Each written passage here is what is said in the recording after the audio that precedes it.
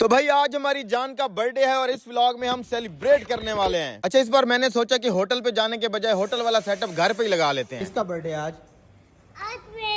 Setup तैयार होने में अभी टाइम लगेगा, इसका फाइनल लुक हम बाद में आके देखेंगे। तब तक मैं जा रहा हूँ डेरे के ऊपर, वहाँ पे देगे बांटनी थी यार, मुझे तो अब याद आ रहा है। लो जी, ये खड़ा है देग वाले उस्ताद का चिंची और इधर चावलों को गुसल देने के लिए भी रखा हुआ है। यहाँ सारे सामान का जायजा लेने के बाद मैंने उस्ताद से कहा कि दे दनादन आग लगाई जा चूल्हे के अंदर, जल्दी से चावल तैयार कर और मिर्चें थोड़ी कम डालना, बाद में मुश्किल होती है।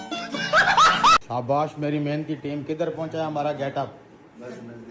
यहाँ पे हमारी कल वाली वीडियो के लिए गेटअप तैयार हो रहा था, लेकिन भाई मेरी नजरें सिर्फ देग के ऊपर थी। देग को अभी देर थी तो मैंने कहा टाइम पास करने के लिए थोड़ा बगीचे का विजिट मार लिया जाए। वैसे तो भाई हमारे डेरे के ऊपर काफी सारे फ्रूट्स लगे हुए हैं, लेकिन वल्लाह हमने कभी भी नहीं खाए, सारे फ्रूट्स परिंदे ही खा जाते हैं। चावल तैयार हुए नहीं तो पहले आगे बैठ गए। हो गए, ये देखे दम तोड़। मैं भी सोचूं मौलवी साहब के मुंह में इतना पानी क्यों आ रहा है। फाइनली भाई जर्दे की देग तैयार हो चुकी थी। ऊपर से उस्ताद देग में किशमिश, मेवा जात और खोया डालकर दिल पे छुरियां चला रहे थे और चमचम रसगुल्ले डलते देख मुझे काके का नया गाना याद आ रहा था। मैं अभी याद ही कर रहा था कि उस्ताद ने बताया भाई बिरयानी भी तैयार हो गई है। ये देखते ही मेरी खुशी का कोई ठिकाना नहीं रहा और मैंने मौलवी साहब को इशारा किया कि भाई प्लेटें ले आओ। डाल उस्ताद, पहले इधर डाल।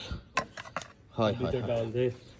तू किधर आ गया भाई? मैं भी आऊं। झगड़ा होने के डर से मैंने फैसला किया कि हम दोनों भाई अलग अलग प्लेट में चावल खाएंगे, लेकिन मौलवी साहब की प्लेट से लेग वाली बोटी निकलते ही मुझे अपने फैसले पे पछतावा हो रहा था।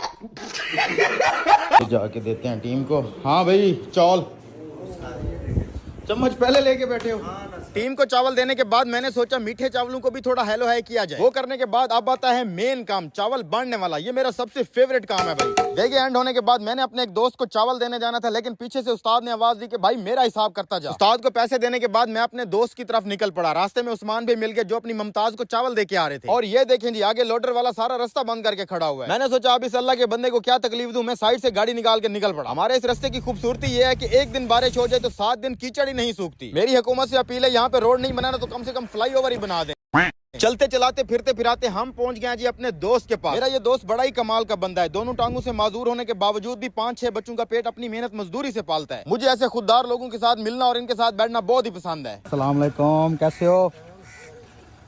अब टाइम था घर जाके हमने जो सेटअप लगवाया था उसका फाइनल लुक देखना। मौसम थोड़ा नोटी नोटी हो रहा था तो मैंने डाले को पाऊं दिया और जल्दी से शां करके घर पहुंच गया। ले जी, फाइनल लुक हमारे सेटअप का हमारे सामने है। स्टेज तो भाईजान बहुत ही प्यारी बनी है। आप लोग कमेंट करके लाजमी बताइएगा कि कैसा काम हुआ। मैं अभी रिलैक्स होने ही लगा था कि मुझे याद है यार भाई अभी केक तो उठाना है हमने, तो फिर हम केक उठाने के लिए निकल पड़े। केक को बड़े ही आराम से लेके हम अपने घर पहुंच गए और बर्थडे पार्टी की डिशम डिशम शुरू हो गई। केक की मोमबत्ती जलाते हुए मेरे हाथ इसलिए कांप रहे थे क्योंकि मेरे साथ ही मेरे अब्बा जान खड़े हुए थे। और लड़के लोग तो सभी जानते हैं कि हम भले जितने ही बड़े क्यों ना हो जाएं, अब्बा जान के साथ खड़े होते हुए कांपे टांग ही जाती हैं। मुझे नहीं खिलाया आपने।